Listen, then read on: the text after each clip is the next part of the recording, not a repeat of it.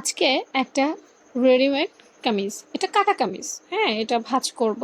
তো ভাঁজ করার সময় আপু কিছু কথা বলি, একটু শোনো।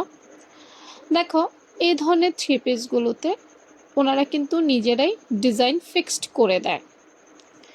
তুমি যে নিজে থেকে তোমার ইচ্ছা মতো ভাঁজ করবে সেই ওয়ে কিন্তু থাকে না।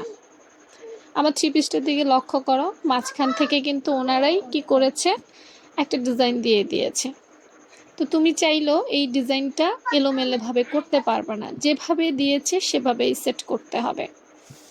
আমরা অনেক সময় কিছু প্রিন্টের থ্রি পিস আছে যেগুলো আমরা একটু বাঁকা তেরা বা নিজেদের মতো করে ভাঁজ করে দেই, এতে করে কিন্তু তেমন একটা প্রবলেম হয় না।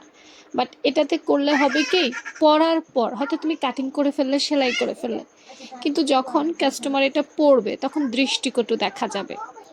ফিক্সড করে দিয়েছে একরকম, ধর একটা পিঠের উপরে ওনারা ঠিক পিঠের উপরে ফিক্সড করে একটা ডিজাইন দিয়ে দিয়েছে, বা গলাতেই একটা ফিক্সড করে ডিজাইন দিয়ে দিয়েছে। এখন তুমি যদি চাও যে একটু সরিয়ে নড়িয়ে করি, তাহলে কিন্তু একদম পুরো থ্রি পিস বরবাদ। তো ডিজাইন, কিছু কিছু থ্রি পিসে এই ডিজাইনটা ফোকাস করতে হবে। জামা বাঁকা, মানে জামা তো বাঁকা করা যাবে না, সাথে ডিজাইনও বাঁকা করা যাবে না।